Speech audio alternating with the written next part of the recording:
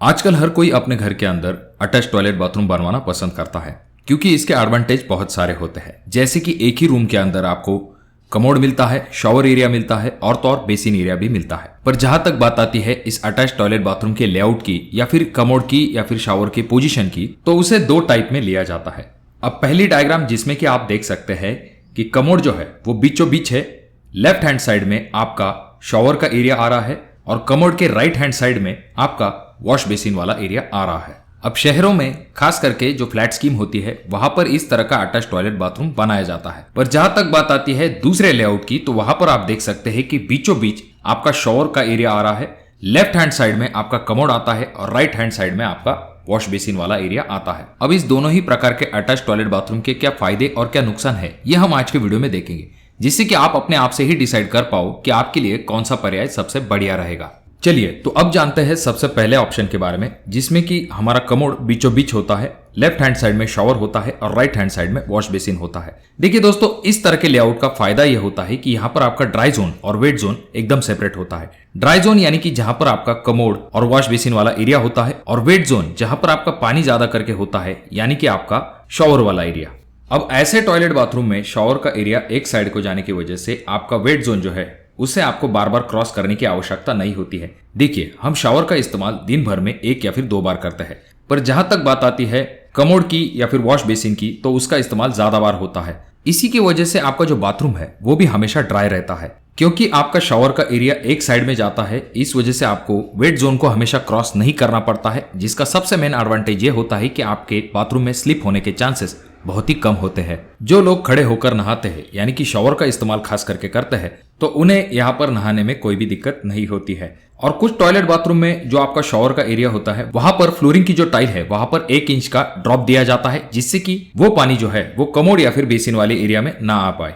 अब ऐसे बाथरूम बनवाते समय आपको खास करके डोर की जो ओपनिंग है उसके तरफ खास करके ध्यान देना पड़ता है, क्योंकि जहां पर आपका कमोड और डोर सामने आता है तो वहां पर आपको बहुत ही कम जगह मिल पाती है, तो उस हिसाब से आपको कमोड को फिट करना पड़ता है। और जो बेसिन वाला एरिया है वहां पर आप रेगुलर बेसिन को लगवा सकते हैं या फिर काउंटर बेसिन का भी इस्तेमाल कर सकते हैं, जो कि दिखने में एकदम खूबसूरत दिखाई देता है। परंतु अगर आपके बेसिन के सामने आपका डोर आता है तो आप काउंटर बेसिन बनाने के लिए आपको थोड़ी सी जगह कम मिल पाती है। देखिए दोस्तों, ये तो हो गए इस बाथरूम के एडवांटेज, पर यहाँ पर कुछ डिसएडवांटेज भी आपके सामने आ सकते हैं। जैसे कि सबसे पहली चीज, अगर आप इस तरह से बाथरूम बनाते हैं तो आपका बाथरूम का स्पेस जो है वो दिखने में थोड़ा सा कम दिखाई देता है, क्योंकि बीचों बीच आपका कमोड आता है। दूसरा डिसएडवांटेज यहाँ पर यह आ जाता है कि जब भी आपको इस तरह का बाथरूम बनाना होता है तो आपको हमेशा आपकी ओपनिंग और कमोड इन दोनों का खास करके ध्यान रखना पड़ता है।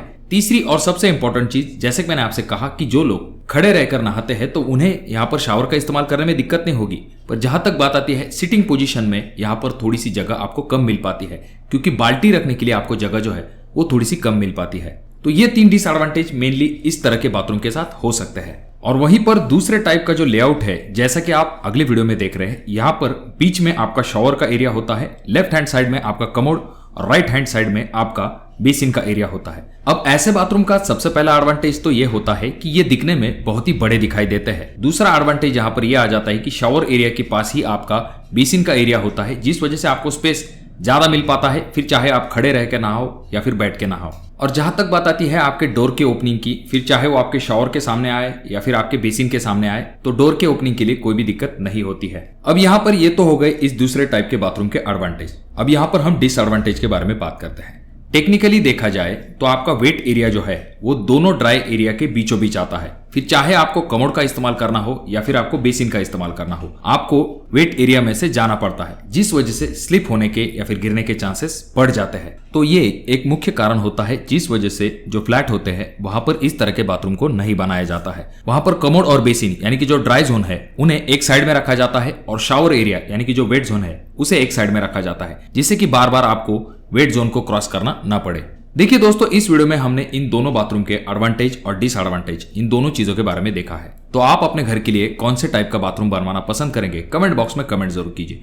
आपके हिसाब से कौन सा बाथरूम बनवाना सही होगा या गलत होगा, इसके बारे में आप कमेंट कर सकते हो। अगर आप लोग इस चैनल पे नए आए हो तो चैनल को जरूर सब्सक्राइब कर दीजिए। वीडियो अगर आपको अच्छी लगी हो तो जरूर इसे लाइक कर दीजिए, और इन तीनों वीडियो में से कोई एक वीडियो आपके जरूर काम में आ सकता है।